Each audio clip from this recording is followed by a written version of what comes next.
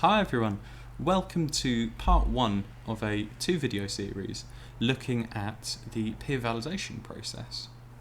So peer validation is something that you can undertake as part of your action research, and in this first video I just want to explore with you what peer validation actually is, why we undertake it as part of our research, and a bit about what we're asking you to create and to present in this process of validating our findings.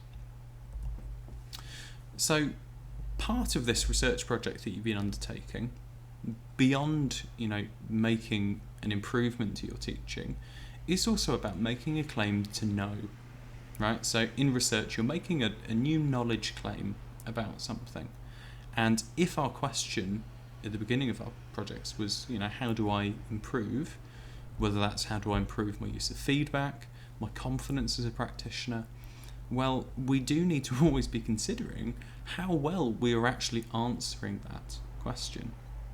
So what peer validation does is it helps us strengthen the case for what we now know about our practice and about our development as practitioners, and also how we've come to know that through the methods of research.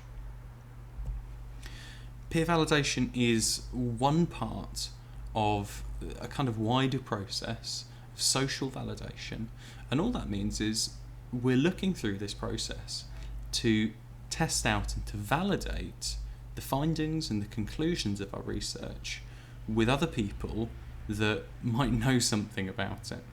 So on the PG set we do that with peers, knowing that within BIM we have a collection and a community of well-informed, relatively like-minded professional people, and we're just testing out some of those ideas that we've come to in our research with other people, right?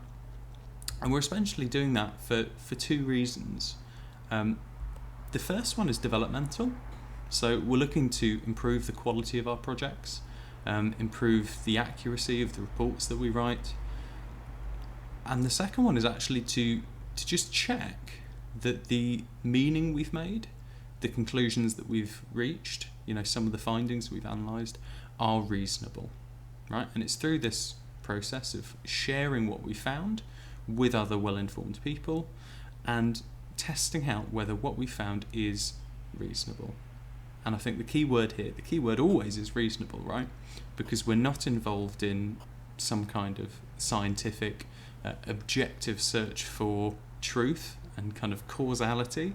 We're just looking to see whether what we now know about ourselves as practitioners, what we know about how we can teach better, is reasonable, and we've arrived at those conclusions reasonably.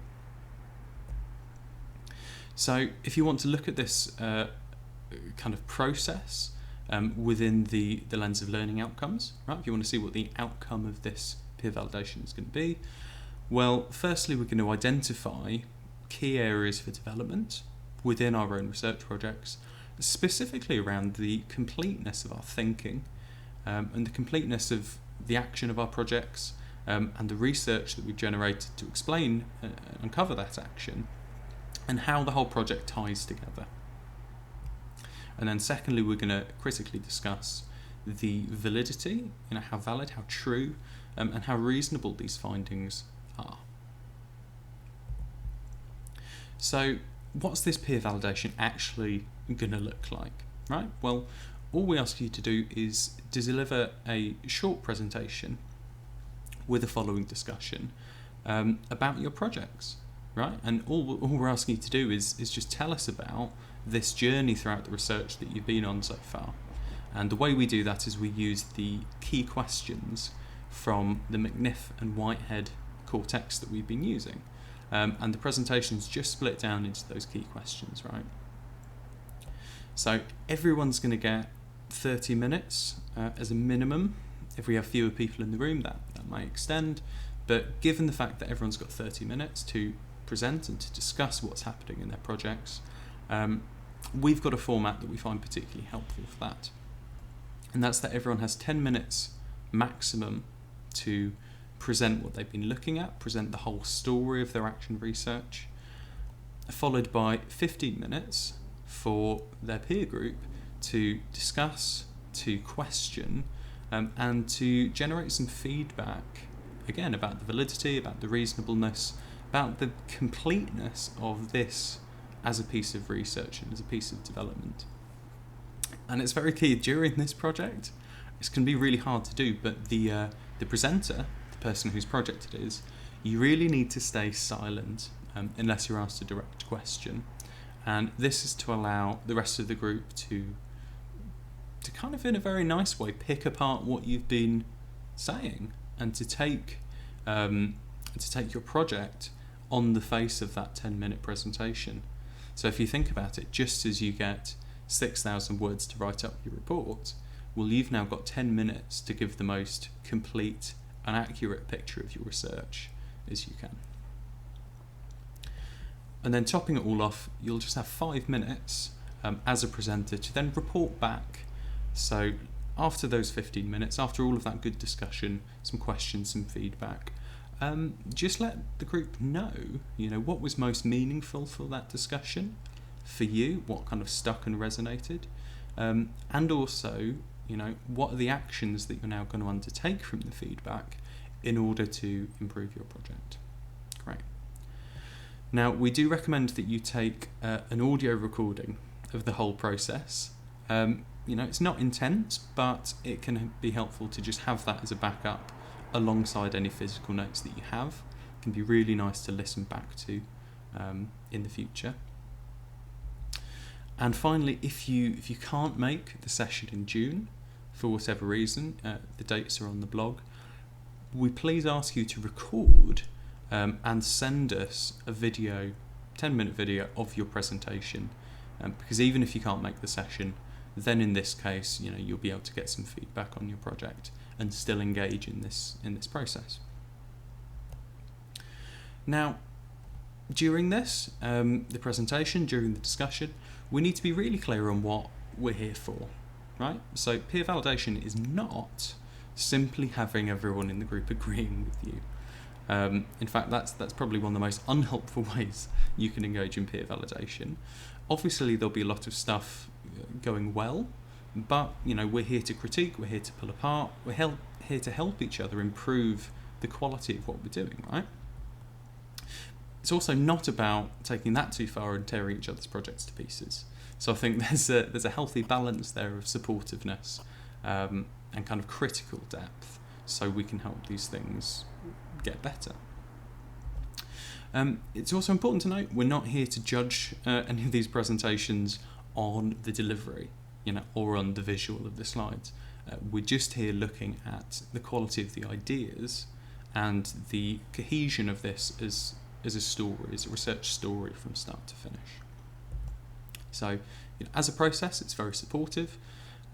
We're here to ensure that, what we think as a result of the project, what we think we know, is reasonable and justifiable through our evidence, through our analysis. Great. We're here to identify gaps in our knowledge, maybe methods, maybe parts of the narrative that weren't clear to the peer group, to the listener.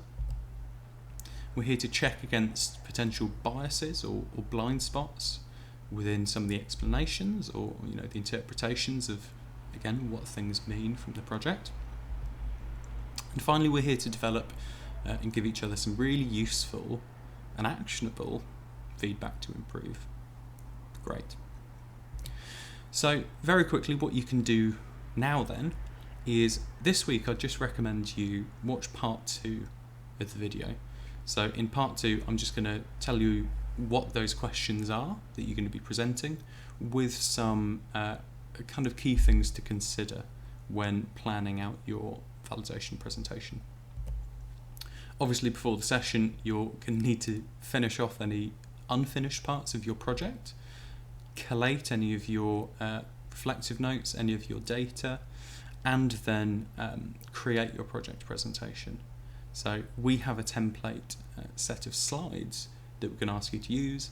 Those are up on the blog, and you can just fill those in the coming weeks. When you turn up at the session, as always, please come prepared and just be ready to listen, right? Be ready to sit there to listen. It's not just about you. you'll be discussing both your projects and other people's. So you're going to be in both roles of presenter and also, supportive, critique and peer. And across that whole process, it can be really useful, just gathering notes about anything that pops up. And then finally, after the session, so that it's as meaningful as it can be, just use the feedback, use any notes you've taken from this peer validation process to tidy up your project. Think about your reflection, think about your data analysis. And hopefully, if the format of these questions works, then this can just become the framework for your entire write-up for the project. Quite a lot of people actually use the slide format just as the structure of their essays. So you can get some really good feedback about the project itself and potentially for the end result of your writing. So that's it. I hope it's been helpful. In the next video, we're just going to talk about some things to consider and go through the structure of these presentations. Thanks a lot.